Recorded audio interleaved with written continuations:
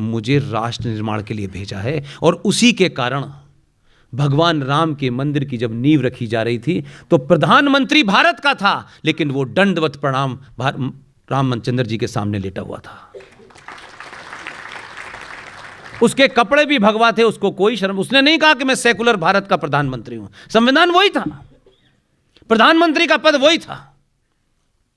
वो तो पशुपतिनाथ में भी 8 घंटे पूजा करके निकला, वो तो केदारनाथ में भी जाके बैठा।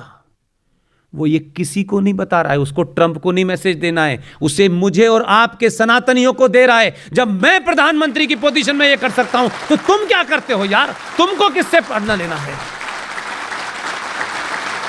आपको किसका इंतजार है?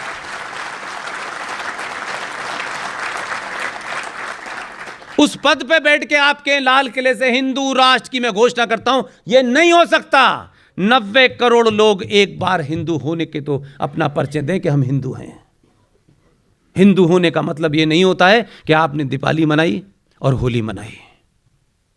हिंदू होने का अर्थ होता है आपने सनातनी होते हुए किया क्या।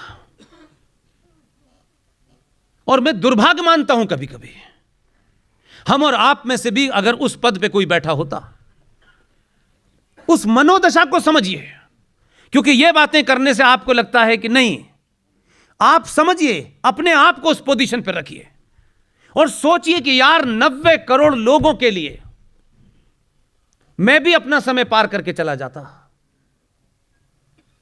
इतिहास में बहुत लोगों का नाम है, उसका भी नाम लिख जाता। लेकिन वो जिस मनोदशा में काम कर रहा है उसमें वो ये चाहता है,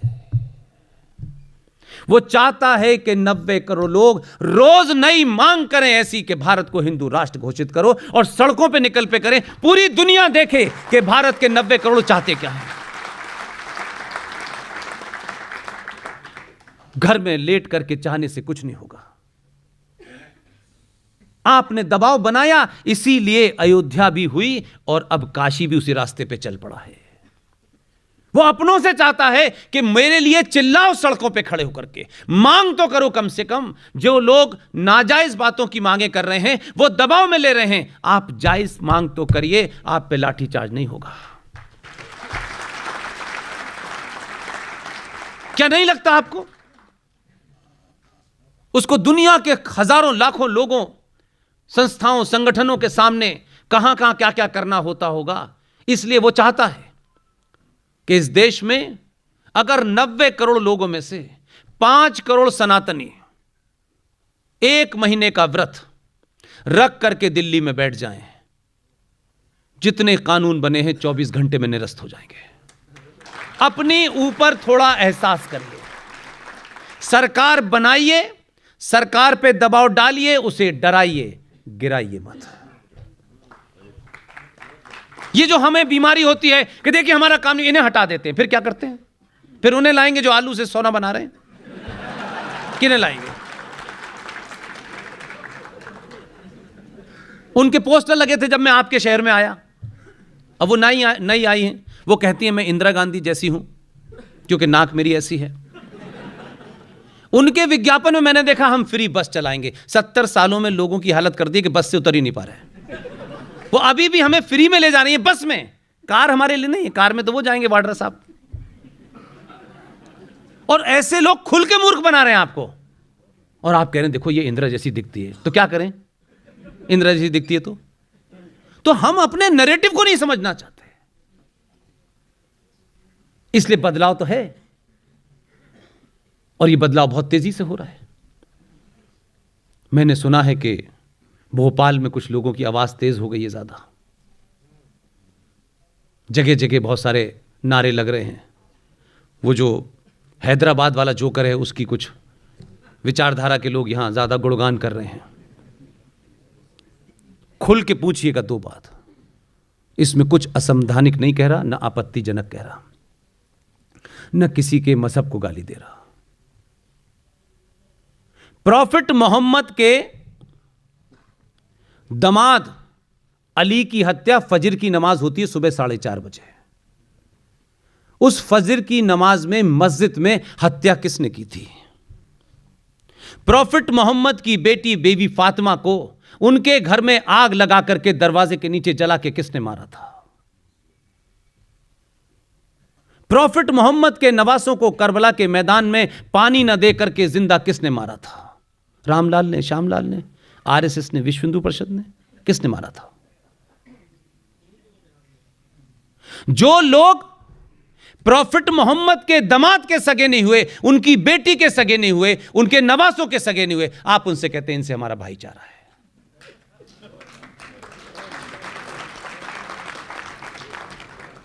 किस गलतफहमी के शिकार हैं? दो बड़े सेक्ट हैं, सेक्ट बाकी बहुत सारे हैं, उसकी बात नहीं करता। आप सोचिए कि आप किस कंफ्यूजन में रहना चाहते हैं, किस डर में रहना चाहते हैं, किससे अनुमोदन कराना चाहते हैं। शिया आज भी 2021 में भी मुहर्रम ऑब्जर्व करते हैं। किसी ने पूछा ये शिया मुहर्रम में क्या करते हैं, ये मातम क्यों करते हैं, ये सीनों पे छुरी मार मार के खून क्यों निकालते हैं, ये या हुसैन क्यों कहते हैं, या यजीद किसे कहते हैं, किनको गाली देते हैं, किन के बारे में बुरा भला कहते हैं, ये हमने जानने की कोशिश नहीं की। ये शिया मातम इसलिए मनाते हैं, उनसे सीखिए। जो लोग आपके पूर्वजों के हत्यारे हैं, जिन्होंने आपकी नस्ल दर नस्ल हत्या की है, अगर आप उन्हें भूल जाते हैं तो फिर इतिहास आपको भी भूल जाता है।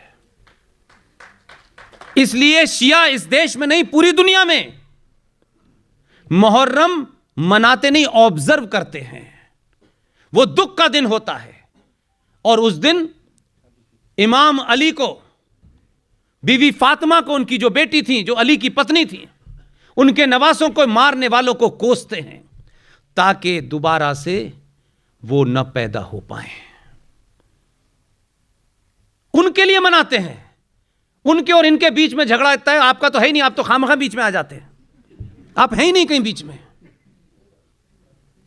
पाकिस्तान ने अपने यहां शियाओं को मुसलमान नहीं मानते, वो उनका कत्ल वाजिब है वहां पर। इसलिए मैं मानता हूं कि इस्लाम को लेकर के सुनी सुनाई बातें न करा करें, तथ्यात्मक बातें करें। तीनों शुरू के खलीफा मारे गए और वो कहते हैं Islam is a religion of peace. Coca Cola वालों को पता चल जाए ये ऐड तो बेच देंगे वो। और आप कहते हैं सारे मजहब बराबर हैं, सारे धर्म बराबर हैं। आप खामखा कह रहे हैं क्योंकि आपको भाईजान की सेवैयां खानी है जबरदस्ती में, हमें दिखना है ऐसा। अरे किसी को गाली मत दो, किसी को मारो मत, लेकिन सच बात तो बोलो यार। जिस सच का ढिंडोरा हम पीटते हैं, हमें माता ने कहा है सच बोलने के लिए, पिता ने कहा है सच बोलने के लिए, तो सच बोलो ना यार। भाईजान के सामने जाने के सामने फिर चारा क्यों हो जाते हैं आप? सच बोलो कि ये चीज ही नहीं है, कोई एग्जिस्ट ही नहीं करती। Islam is a political ideology to capture power, nothing more than that. पूरी दुनिया में ये कर रहे हैं। तथ्यों पे बात करिए। क्या मैंने उनके बादशाह में कोई गुस्ताखी की है क्या? उनकी बेटी का नाम फातिमा था तो मैंने फातिमा बीवी कहा। या नहीं यह हाल था कि जब उनके शौहर की हत्या कर दी गई तो जो उनकी बेटी थी फातिमा, उनके पास खाने के लिए नहीं था, तो प्रॉफिट मोहम्मद ने जो बाग जिसके अंदर बहुत सारे फल लगे हुए थे उसे बागे बिद्दत कहते हैं, बिदर कहते हैं, वो लेने गई तो अबू बकर जिसकी बेटी 7 साल की थी, जिससे निकाह किया था, 54 साल के युवा ने, उस अबू बकर से लेकर के जितने बैठे हुए थे भरी सभा में गई और कहा कि मेरे बच्चे भूखे हैं, मुझे मेरे हिस्से का वो बाग दे दो। उसकी हंसी उड़ाई, उसका मजाक उड़ाया उनकी बेटी का। वो घर वापस आई, उनके घर में फाके पड़ रहे थे, वहां यहूदी रहते थे। उन यहूदी औरतें उनके घर गईं और उनसे कहा कि आपकी चिमनी से कई दिन से धुआं नहीं आ रहा है, क्या घर में फाका हो रहा है क्या? उन यहूदी औरतों ने प्रॉफिट मोहम्मद की बेटी को खाना खिलाया। और पागलपन देखिए, वो यहूदी प्रॉफिट मोहम्मद की बेटी को खाना खिलाते हैं, उनकी मदद करते हैं, और ये क्या कहते हैं? ये यहूदियों को काफिर मानते हैं, इनको मारना जायज है। लेकिन जहालत की पराकाष्ठा देखिए क्या है। पिछले 1400 साल में घूम करके दुनिया के किसी कोने में चले जाएं, इन्होंने सुई नहीं बनाई, पेंसिल नहीं बनाई, लेकिन इतने ज्ञानी हैं कि उस यहूदी काफिर और हिंदू काफिर को उसी के बनाए हथियार से मारेंगे। हथियार चाहिए इन्हें काफिर का, और फिर इन्हें करना है जंगे बदर। यह सब इसलिए है कि आपने रटा रटाया सुना सुनाया कर लिया है। आज की गलती मत कीजिएगा। किसी को भी मैं फिर कहता हूं, किसी की शान में गुस्ताखी न करना यह कोई अच्छी बात वैसे भी नहीं है। जज साहिबान की शान में गुस्ताखी नहीं करता, बात कहता हूं। इलाहाबाद हाई कोर्ट की घटना बताता हूं आपको कि वो किस एजेंडे तक लगे हुए हैं। अभी प्रयागराज में बड़े सारे जज साहिबान आए हुए थे, आगे की कुर्सी पे बैठे थे। बीच बीच में मैंने कहा कि आपकी शान में मेरी कोई गुस्ताखी करने का इरादा नहीं है, लेकिन मेरी बात आप कोर्ट में सुनेंगे नहीं, यहां तो सुन लीजिए क्योंकि आप आए हैं।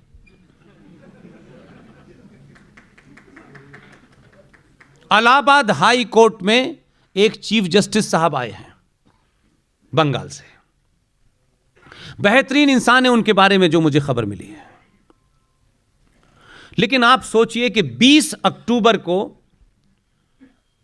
इलाहाबाद के अंदर, जिसको अब प्रयागराज कह दिया है, वहां एक अल्फ्रेड पार्क है जहां पंडित चंद्रशेखर तिवारी जी की उन्होंने गोली मार ली थी जब वो अंग्रेजों से घिर गए थे। उस आजाद पार्क के अंदर बहुत सारी मज़ारें बन गई थी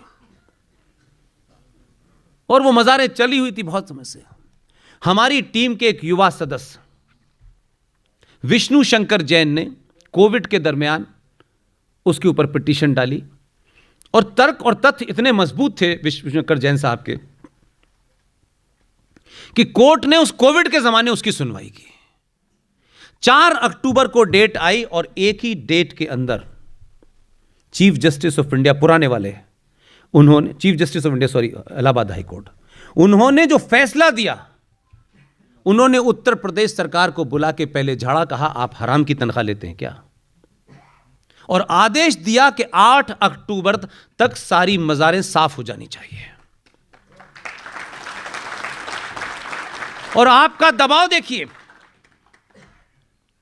सरकार तो वहां भी आप तीसरा आदमी जो आया 17 में उसकी है, लेकिन आपने क्या किया कि जज साहब ने 8 तारीख की डेट दी।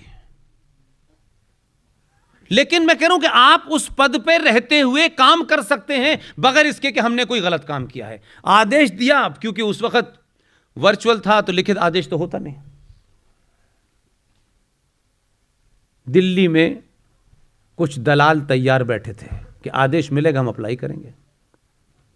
8 तारीख की रात होने तक इलाहाबाद के एडमिनिस्ट्रेशन को यह पता चल गया, हजारों लोगों ने डीएम की कोठी घेर ली कि इस आदेश को आप लागू क्यों नहीं कर रहे, इसमें आपकी नीयत खराब है।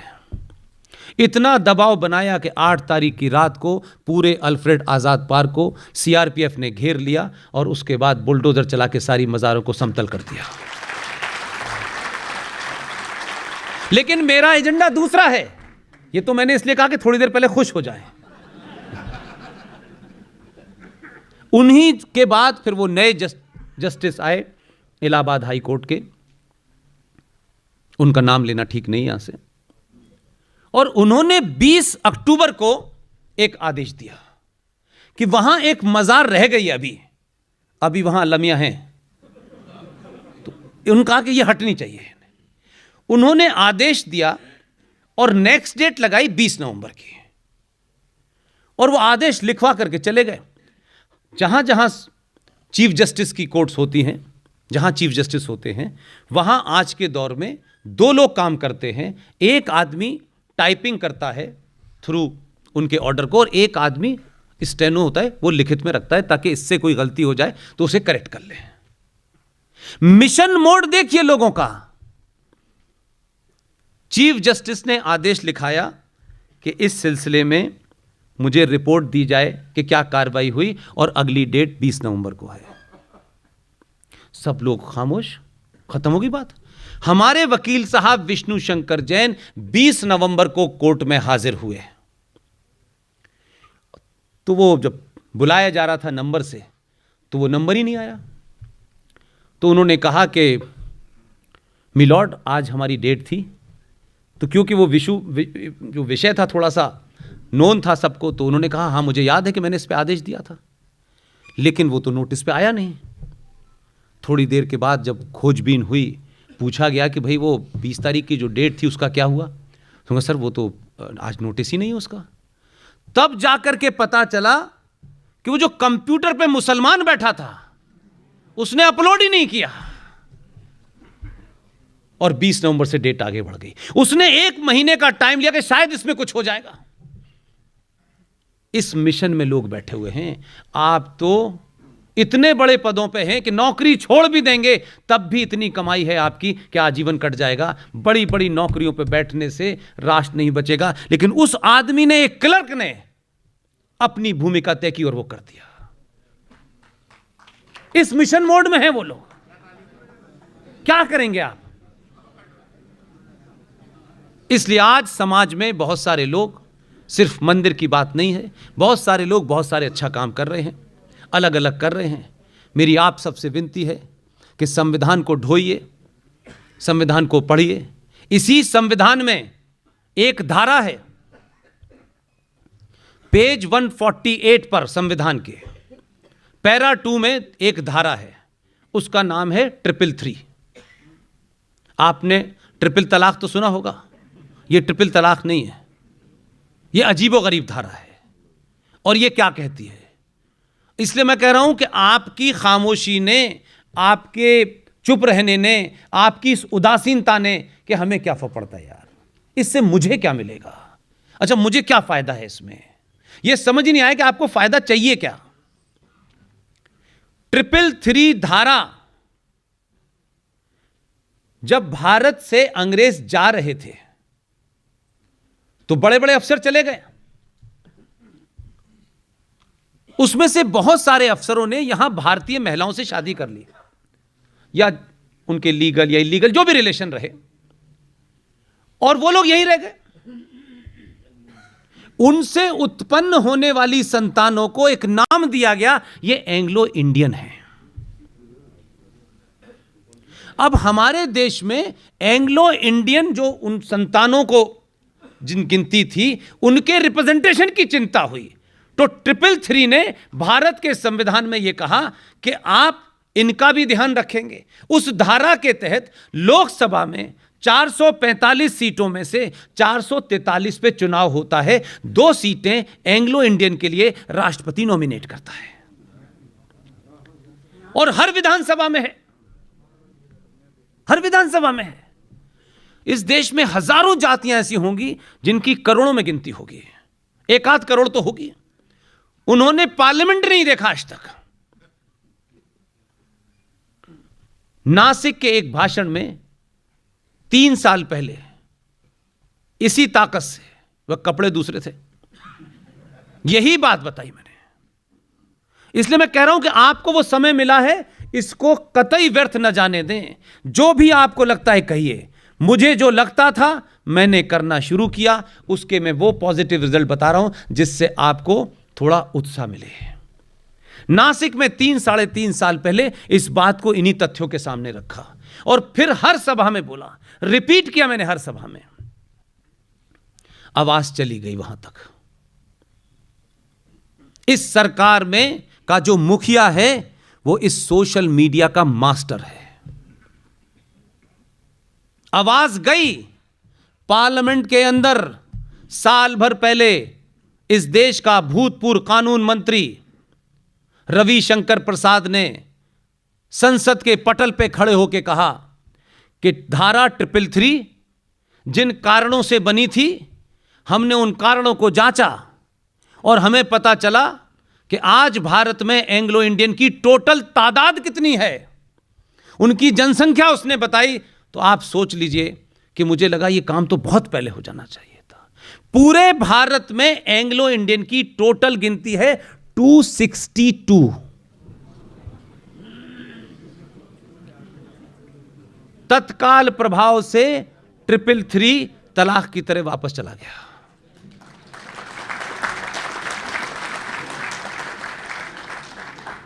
इसलिए मैं बार बार आपसे कहता हूं, आप भूमिका का चुनाव कीजिए, किसी का इंतजार मत कीजिए। समय आपके पास बहुत कम है।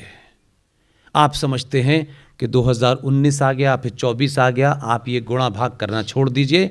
जो आज हो जाएगा वही अंत है, कल का पता नहीं है। इसलिए किसी चक्कर में मत पड़िए, अपनी भूमिका को निभाइए और ईमानदारी से निभाएंगे तो 35A भी हटेगा, 370 भी हटेगा। राम मंदिर का फैसला आप कह सकते हैं कानूनी आया हो, मैं नहीं मानता कानूनी फैसला आया है। आपकी शक्ति से 5 फीट वाले जज डर गए थे, उसने डरा दिया था कि फैसला दे दो, गड़बड़ हो जाएगा नहीं तो।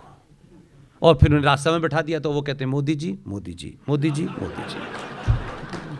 तब तक दुनिया आगे चले जाएगी। दुनिया उस चीफ जस्टिस को याद नहीं रखेगी, इसको याद रखेगी उस वक्त राजा कौन था जिसने ये करवाया था।